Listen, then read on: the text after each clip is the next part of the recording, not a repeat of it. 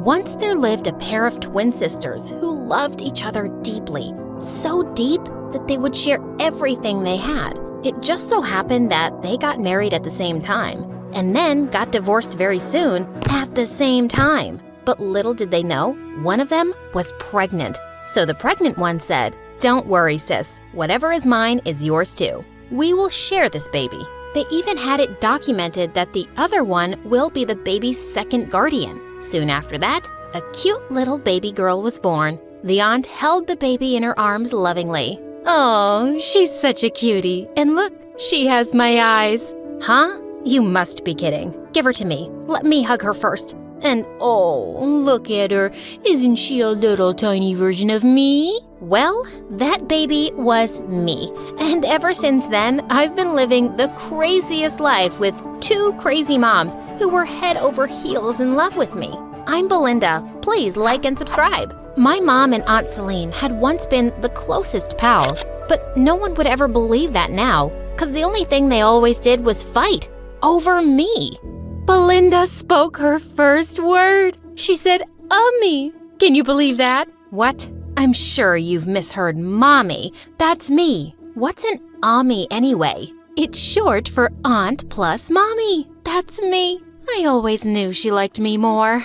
But mom wasn't taking it. She started pulling me from aunt's hands, but she wasn't letting me go either. The struggle went on until I fell on the bed and screamed. On my 5th birthday, we all went to Disneyland, and it was so much fun. My aunt went to the restaurant to order lunch. While we were waiting, I suddenly spotted Mickey Mouse, and he seemed to be waving right at me. I immediately ran through the crowd to see him. He hugged me, and we even danced. And when I turned back to go to Mom, I couldn't see her anywhere. Oh my God, was I lost? I ran around crying, but thankfully some staff took me to the announcement area, and my mom and aunt came rushing there in seconds. "Oh my God, honey, I'm so sorry. I didn't notice you had gone." "You didn't notice your own daughter? How amazing you are. I shouldn't have left her alone with you in the first place." She lifted me up in her arms and took me to the restaurant, and I forgot all my tears when I saw food in front of me. But later that night,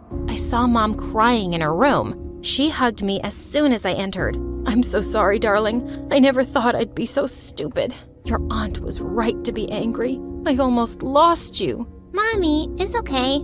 I'm just fine, and I love you." But after that incident, the tension between Mom and Aunt just kept growing. When it was my time for school, though, both came together for the first time and chose a fancy private school. On my first day, Mom woke me up extra early and spent 2 hours doing my hair. When I went to the dining hall, all ready, Aunt Celine gasped. "What on earth have you done to her hair?" "Gosh, let me fix it." She then untied my hair and put some colorful clips in it, which looked pretty cool. "Aunt Celine, this is so nice. Can you do my hair every day?" "Of course, honey. Why am I even here?" "Why am I even here then?"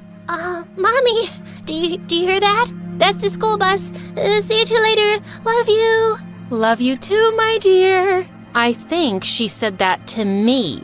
God, I just ran away and waited at the street corner till the bus came. Years passed, and I was doing pretty great at school. Except I was the kid with 2 moms at every parent-teacher meeting, 2 moms at Mother's Day, 2 moms cheering me at every event. I loved them, but they could sometimes be embarrassing when they started fighting over me publicly. Then one day in the 9th grade, my aunt brought home a boy my age and said he was going to stay with us for a while. He's Harry, my friend's only son. As she's going to France for a business trip, I told her I'll take care of Harry these 6 months. 6 months? Are you crazy? We barely know him. Aunt paid no attention to Mom and took him in. But the worst part was that his room was right next to mine, and he kept playing loud music on his guitar all night long. I could barely focus on anything. I marched into his room and knocked on his door. "Hey, Mr. Harry Styles, less noise, please." He opened the door with a wide smile. "Oh my God, what did you just call me? How did you know he's my music idol?" Okay, whatever. Just keep it down. I'm trying to prepare for the National Poetry Competition." "You write poems? Let's hear one. Maybe I can write music for it." "Oh my God, we could start our own band."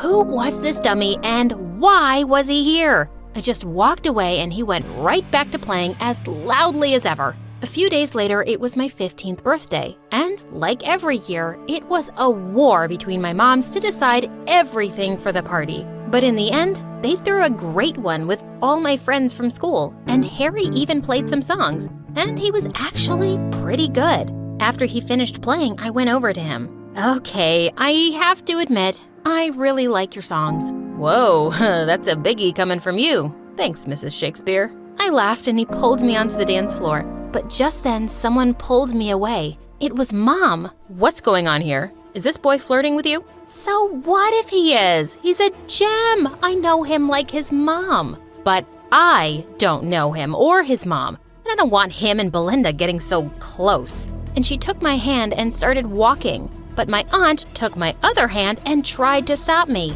With everyone at the party staring at us, I got really pissed off. When would they stop treating me like a child? I pulled away from both and ran from there. I was sitting on the stairs in the hallway when Harry joined me. "Hey, sorry about that. You want to get out of here?" I immediately said yes and sneaked out for my own party. He took me to his favorite spot, an ice skating rink. "Wow, this place is amazing, Harry, but I don't know this game." It's simple. All you have to do is skate on the ice. Come on, I'll teach you." He was teaching me so well, and I was loving it. After some time, I got so excited that I left Harry's hand and started skating by myself. I was just flying. But right after, I fell down hard and hit my head. Harry took me straight to the hospital, and I was fine, but I had to get a few stitches. When Mom and Aunt arrived, they went bonkers. I knew it. I knew this boy just meant trouble. "Celine, see? You brought this bad influence into my daughter's life." "Mom, stop. You're making my head feel worse. Harry didn't do anything. It's me. I agreed to go skating with him. I left his hand and fell down." Everyone looked so tense. Harry told Aunt that he'd leave and stay with some cousin of his. I mouthed sorry as he left. We'd just started being friends, and my moms had driven him away. The doctor said I needed to rest completely for a week, and this meant I had no chance to study for the poetry selection test. But it was really important for me to take it. I was really tense on the day of the exam, and when it started, I totally blanked out. I was biting my pen and staring at the window when I suddenly spotted Aunt Celine waving at me. What was she doing here? She sneaked closer to the window and waved at me. I glared at her and mouthed at her to leave, but she threw a paper ball straight at me. It missed me and fell on the floor, just near the teacher's shoes. He picked it up and saw it was a cheat sheet from some poem collections. And he also saw Aunt at the window. I knew I was doomed. The teacher took me to the principal, who instantly disqualified me from the national competition and suspended me for a month. Hearing that, Aunt lost it and begged the principal to give me another chance. "No way, Miss Celine. We don't tolerate cheating in this school. Now, it's better you both leave, or I might have to dismiss your child forever." "How dare you say that? She's been the school topper all these years, and this is what she gets?" "Mind your words, ma'am, and stop wasting my time." She tried to walk away, but Aunt grabbed her arm and the principal pushed her away. The two started fighting till some teachers pulled them apart and a security guard threw Aunt out. And I was so mad when we got home. "What were you even trying to do, Aunt? You ruined me and my future. Now I can't participate in the nationals anymore." "Belinda, honey, that was never my intention. I just wanted to help you because you hadn't had a chance to prepare, but I didn't expect it would turn out this way. Trust me, I did this for you. I'm so sorry." "No, I don't want to hear anything from you." "Celine, I am so disappointed in you. I didn't know you could be this stupid. Enough of your nonsense. She's my daughter and mine alone. I can take care of her. Just back off." Aunt Celine cried and left for her room. She started staying away from all of us and barely spoke a word. Then one day, she didn't come out of her room at all. When I went up, she wasn't there, but I found a note on her bed. "I'm so sorry. I didn't want to be a burden anymore, so I'm leaving." "What? She left? Just like that?" Mom and I were so shocked. As days passed, I realized I was no longer angry with my aunt, but I was missing her terribly. And I knew Mom was feeling the same too. Mom, did you add salt to my tea? And why are you even wearing a sweatshirt? It's summer, Mom. Oh, yeah. Honey, I'm just...